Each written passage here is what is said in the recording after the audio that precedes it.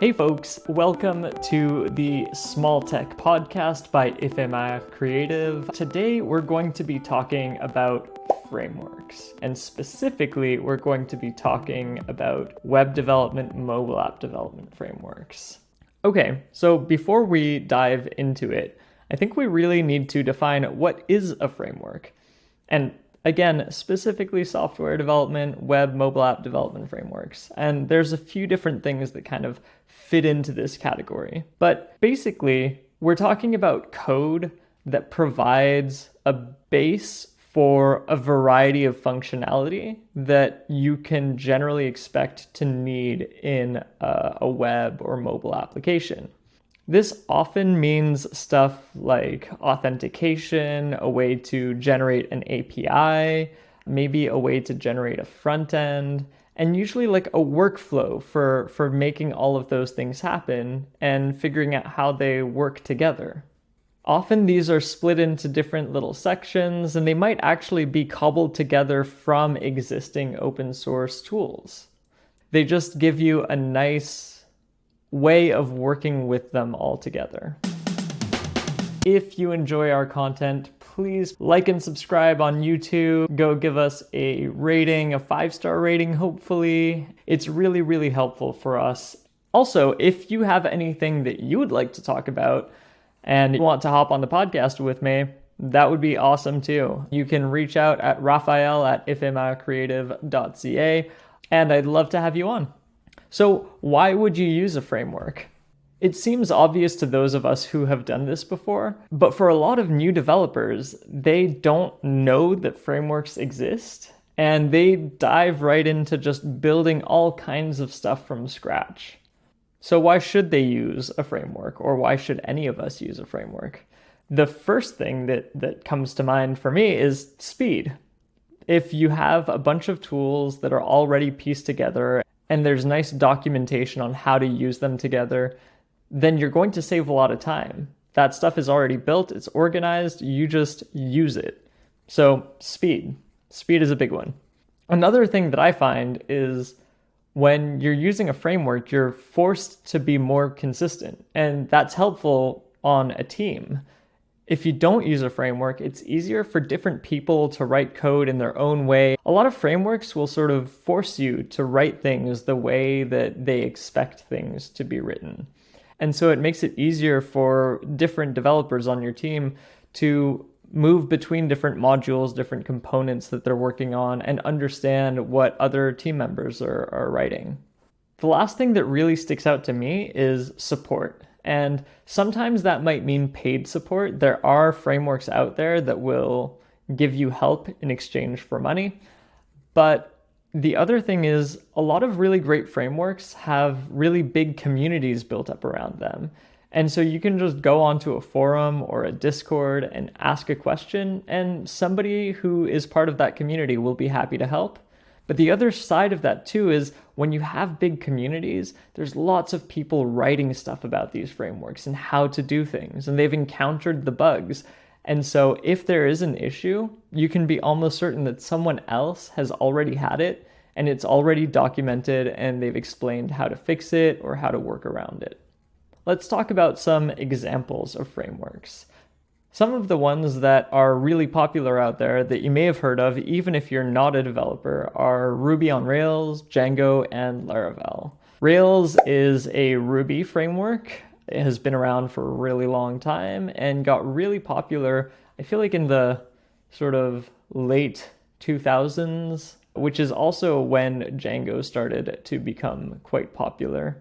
I think Django's a little bit newer. Django is a Python framework, and Laravel is a PHP framework. They each have their own way of doing things. I wouldn't say that one is particularly better than the other. They all provide very similar functionality in the end.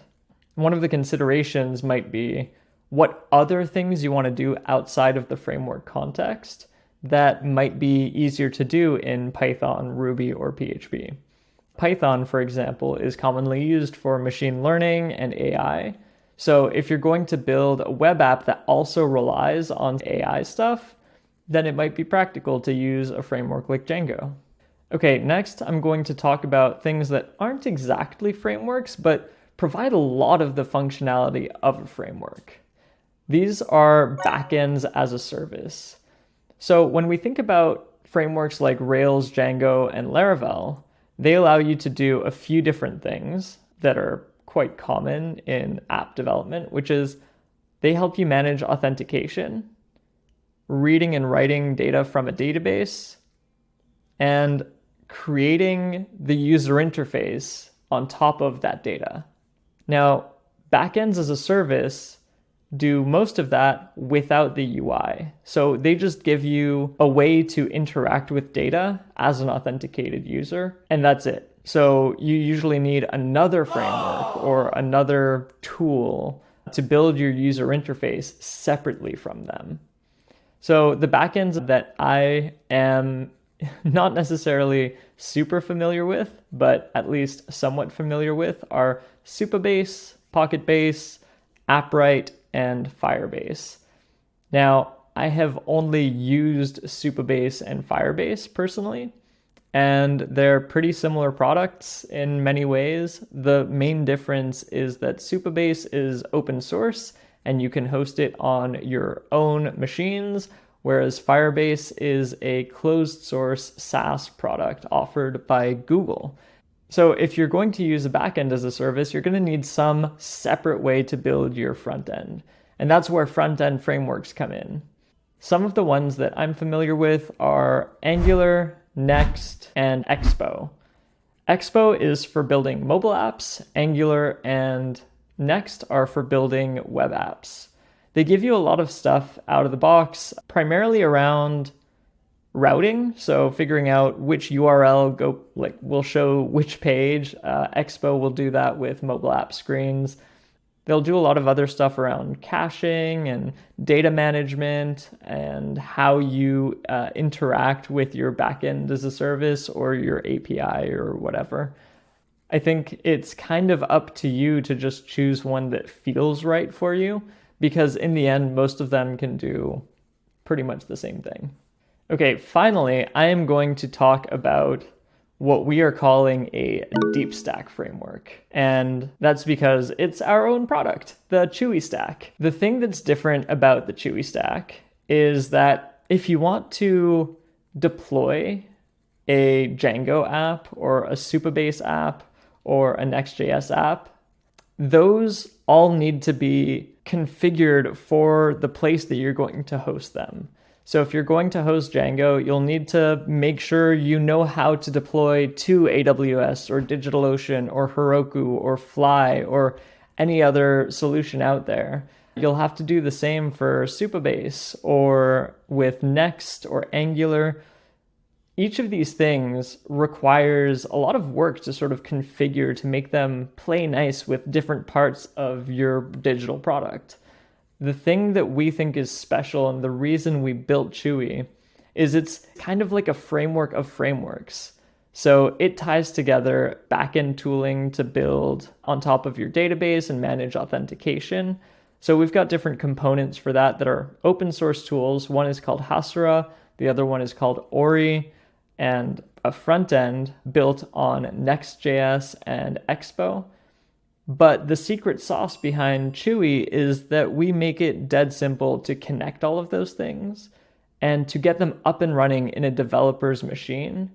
And then more importantly, get all of them up and running on different types of infrastructure. So you don't need to think about, well, which sort of database should I provision? How do I make sure that the database is properly networked so it can connect to my API servers? And is my front end actually going to be able to connect to my API? And how do I make auth play nice with all of those different components?